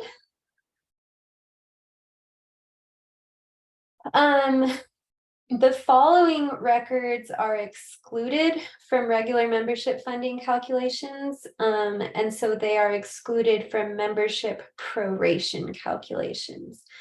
And we'll talk about what membership proration is a little bit later, but these following students would be excluded from that proration. So Scram times C records, YIC times C records. If the record has school of record, no. Preschoolers, private or homeschool students, and then foreign exchange or out-of-state students. So all of those are excluded from regular membership funding and the proration calculations. So now going over the validations in UTREX when you submit membership. So there is a level 1 fatal error, which is on the S1 record, it's the S1.012 validation. This will prevent a student from having more than 180 days of membership, but that's within a single school. So this does not involve other schools or LEAs. This is just within one school. And the exception to that is students with the early grad flag marked. So if the student has an early graduation plan, again, they have to have that grad flag marked in UTREX. Otherwise, the validation will not exclude them from having more than 180 days to be allowable. And then if the student does not have an early grad plan, then you would need to just adjust the membership so that it is not above 180. Otherwise, you would get that fatal error. Okay, next slide.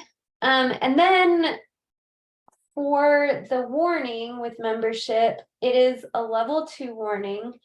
And this does mean that other LEAs are involved. So it's on student school membership, and it indicates when a student has more than their allowable membership across multiple LEAs.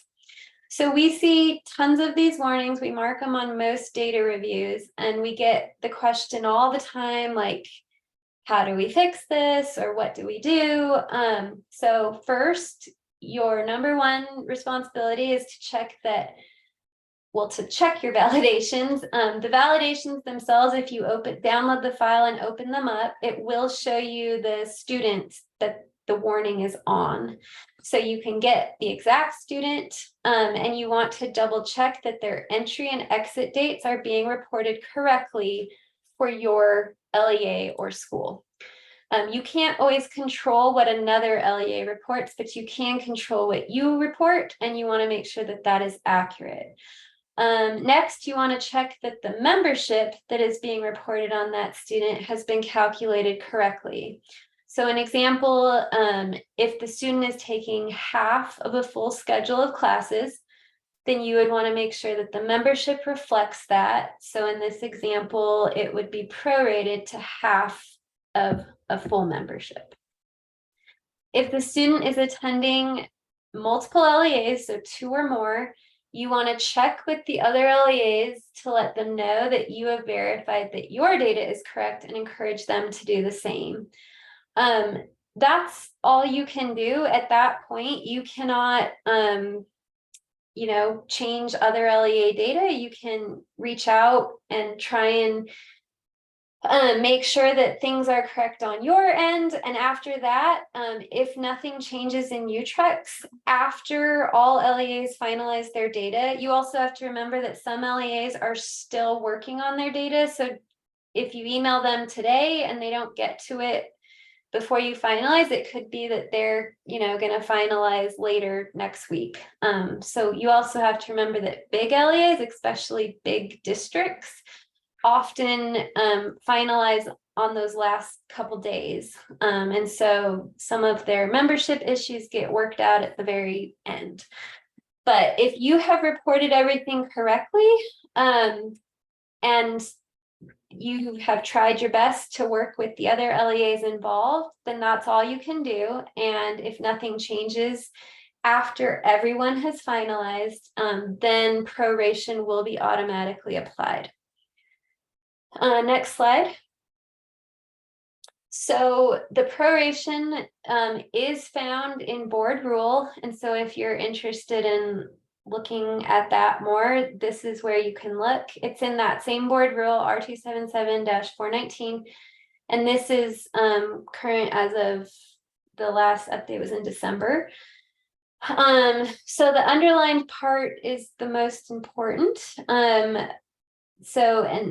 If a student was enrolled for only part of the school day or only part of the school year, an LEA shall prorate the student's membership according to the number of hours, periods, or credits for which the student actually was enrolled in relation to the number of hours, periods, or credits for which a full-time student normally would have been enrolled.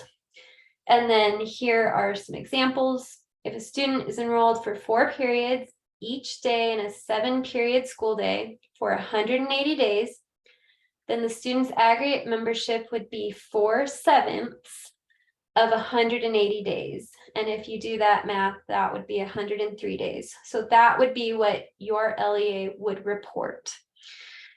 The second example, if a student was enrolled for 7 periods each day in a 7-period school day for 103 days, then the student's membership would be 103 days because they were enrolled for that full day.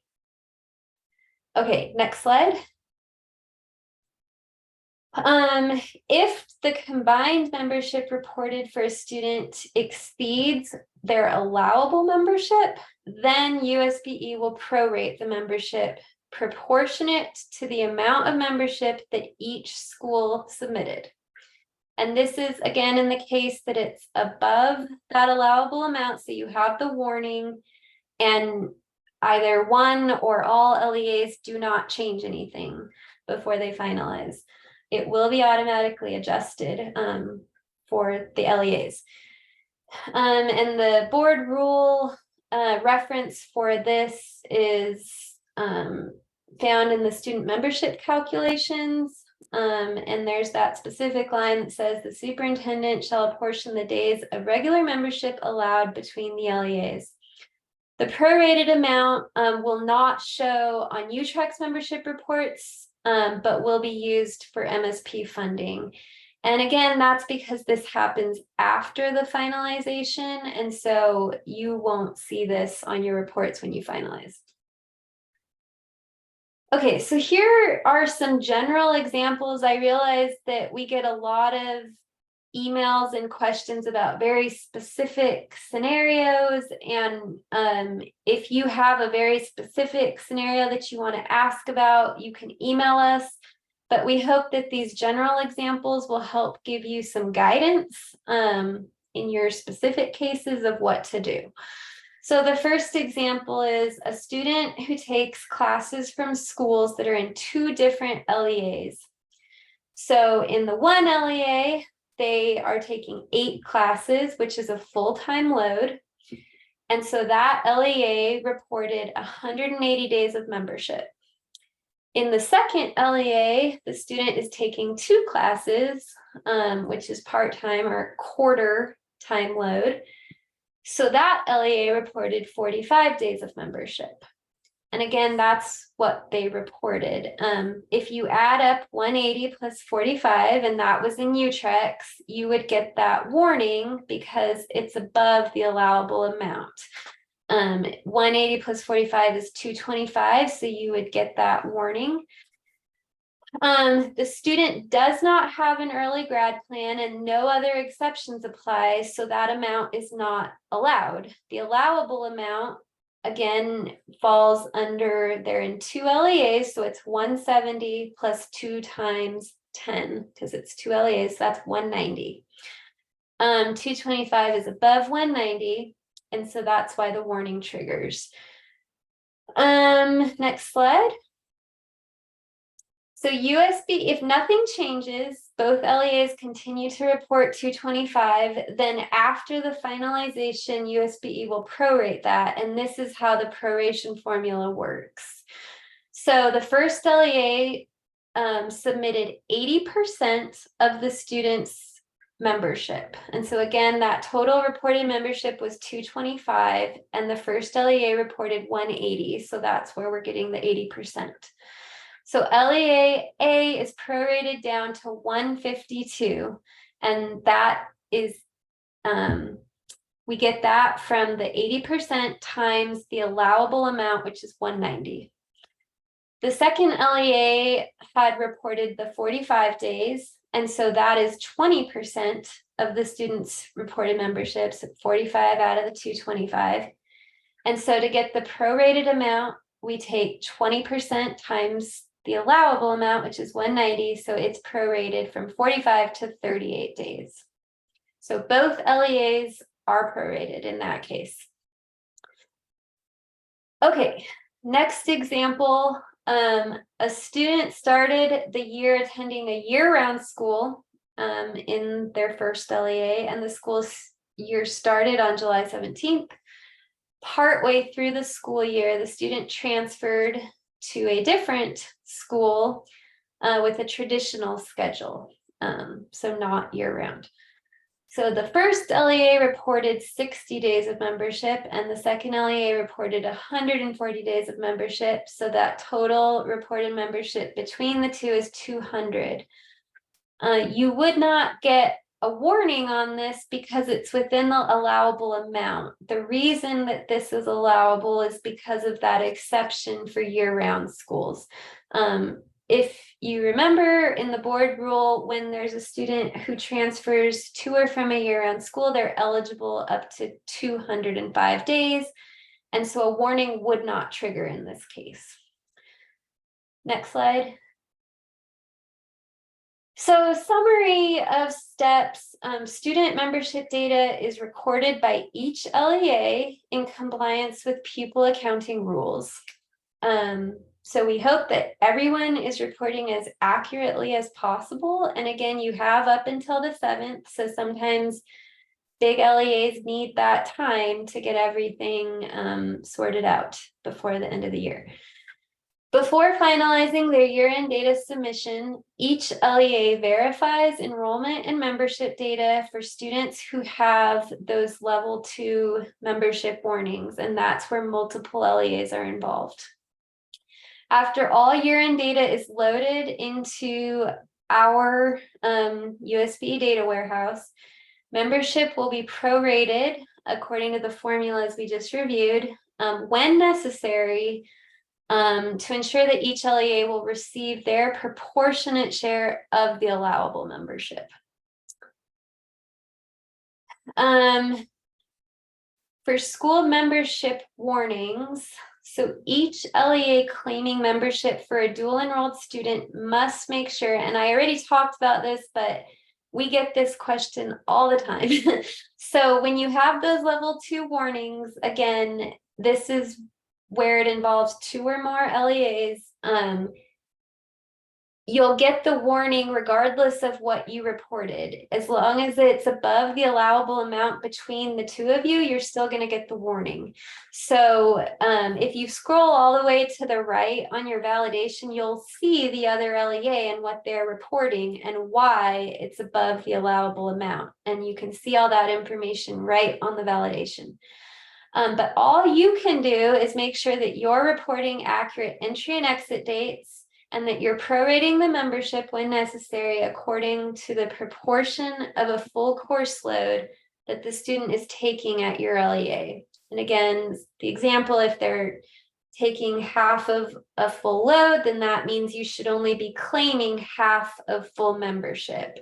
So if 180 is the total, you should only be claiming 90 days. If your data is correct, then you can ignore the warning. There's nothing else you need to do to fix that. LEAs should not submit incorrect data to make the validation go away. You'll just have to live with the warning, and then it will be prorated if nothing changes after year end. Next slide. Okay. So that's all I have. Again, if you have specific scenarios that you want to ask about, please feel free to email me. But are there any questions regarding membership and proration?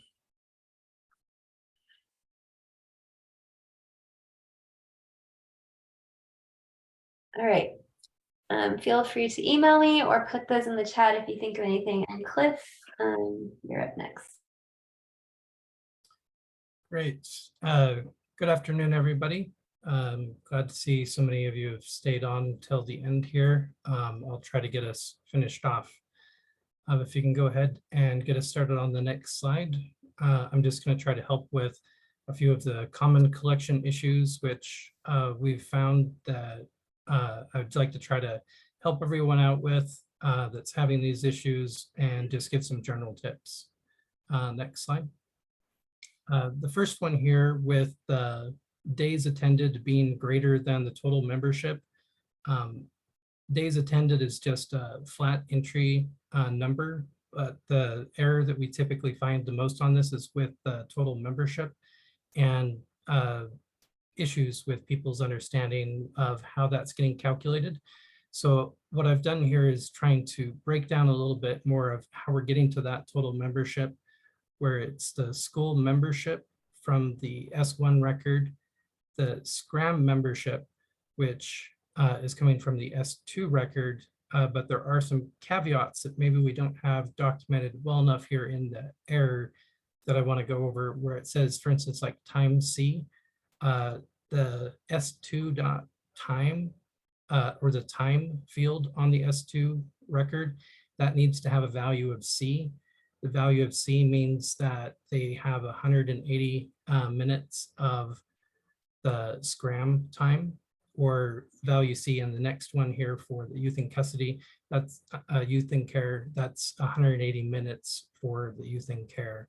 So both of those are criteria for if the S2 or the S3 are in place. With the Scram, it's an or situation. They need to have either time C, or they can also be pre-kindergarten.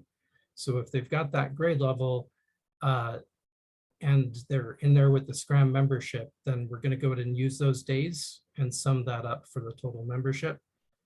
If for the youth in custody, if they've got that time value of C, and also you guys haven't included a yes value, meaning that we're going to be putting a blank in for the exclude youth in care membership.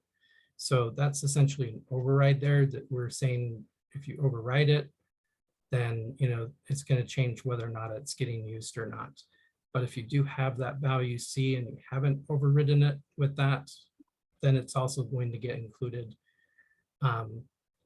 The self-contained also has come up for questions here, and possibly even somebody else on here can clarify if I have this not as accurate as it should be, but the details that I've got for the self-contained is that it means that it will default at the state level default of June 30th of that year if we don't get an end date for it.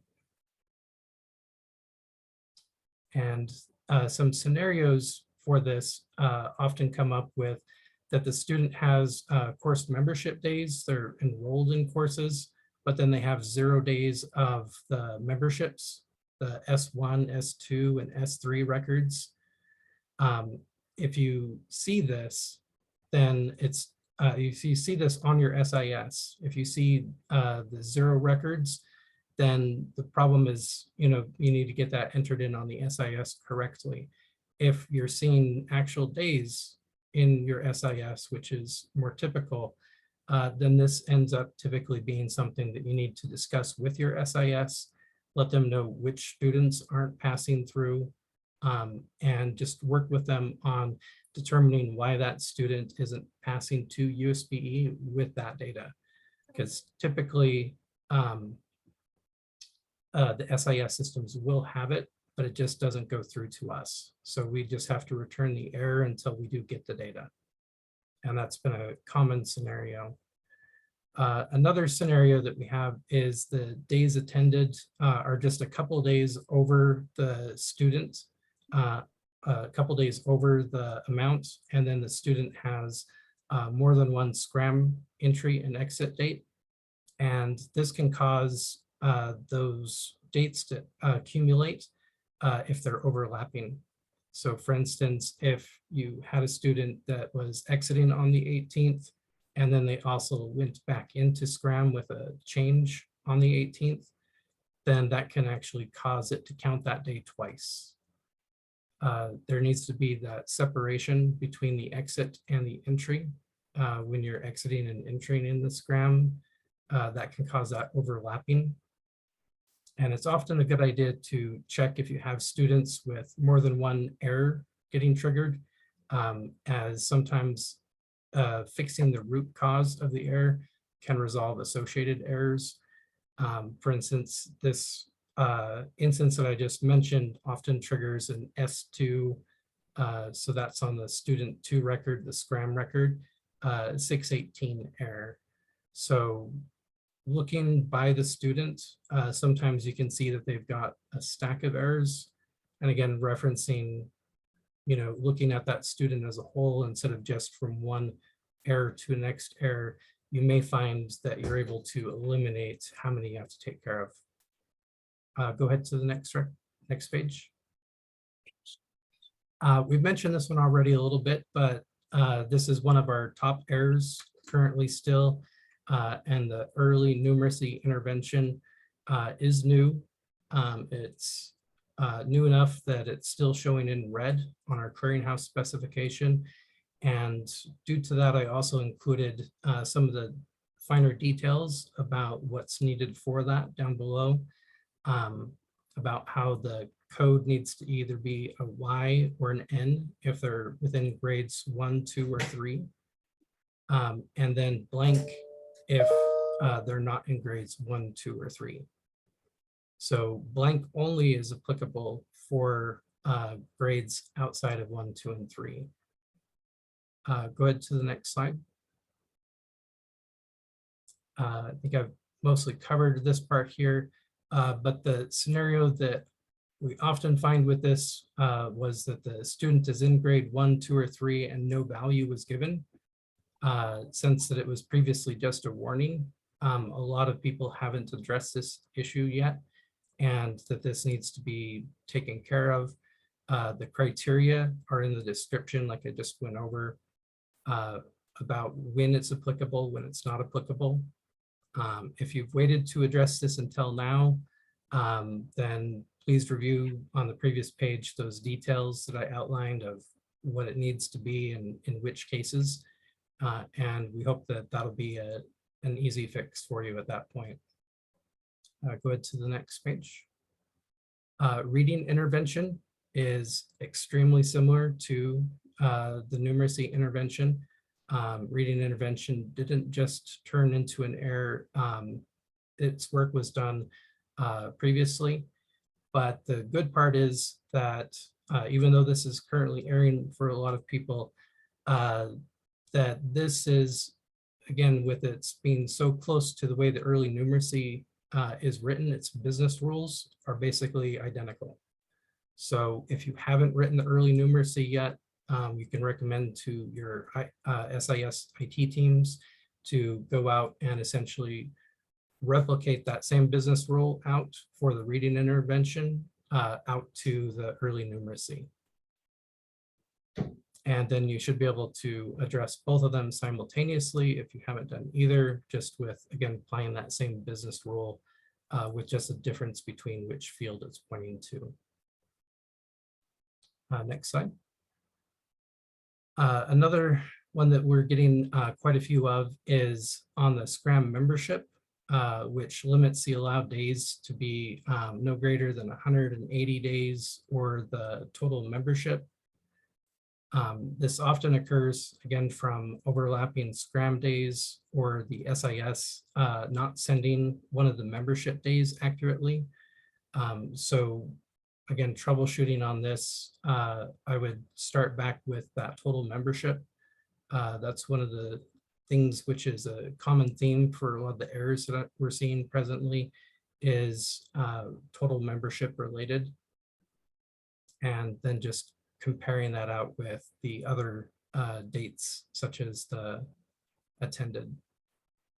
Go ahead to the next slide.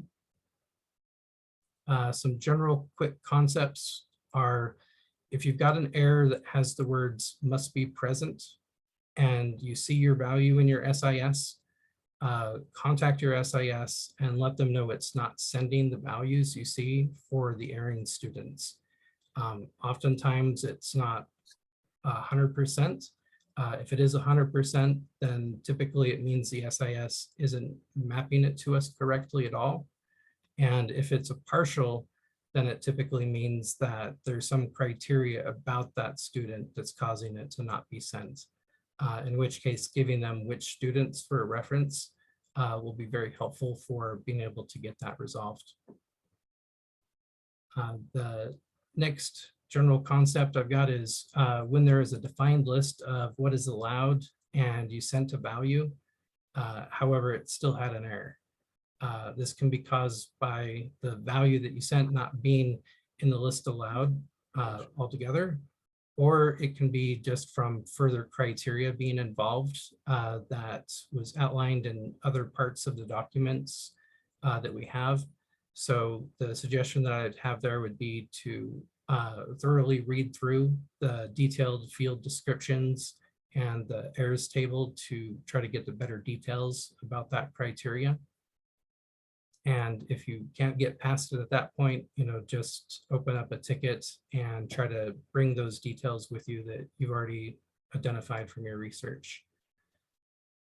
The final general concept I have is that we try to do a bit of knowledge dumping in these meetings and sharing a lot of things which come up at the certain time that it seems to be a problem. But it's always good to be able to go back to and look at these meetings, get the slide deck from your previous meetings, store ones which you find useful, screenshots from it, and you can bring those back out at the time of your end of year to be able to review through and see if it's been brought up all year by any of these meetings. My example that I gave there is with the parent guardian, first name, last name. That was one that we brought up in the last meeting for reference of trying to get those warnings resolved. And just that quick shout out still too for warnings. Even though our focus right now is heavily on resolving all fatals, the warnings do still have an effect on our students. They do still prevent us from being able to offer services and other needed things for those students, such as the parent guardian names. Those allow us to actually reach out and contact students by sending an email, actual mail to the parent at their address with the parent's name to let them know of eligibility for things like child nutrition program. So it's not for lots of other uses. The address that we collect for the mailing address and the parent guardian, it's really for that purpose at this point by the state. There isn't any alternative motives there. It's pretty focused for the child nutrition program. Does anybody have any questions on any of these, or are we at an end for today?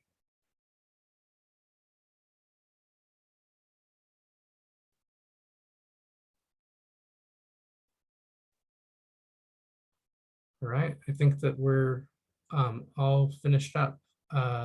Nicole, I think you're the host, so back to you. Yep, so just a reminder for the schedule for the summer, we will not be meeting in July. There's no scheduled LEA data meeting in July. So the next meeting on the calendar is not until August. And at that point, we will have rolled over in Utrecht to the new school year. And so please just know that this is the last training and meeting before year end. So please remember that July 7th is the Utrecht finalization deadline, and reach out if you have questions. And we will not be meeting again like this until August. So thank you.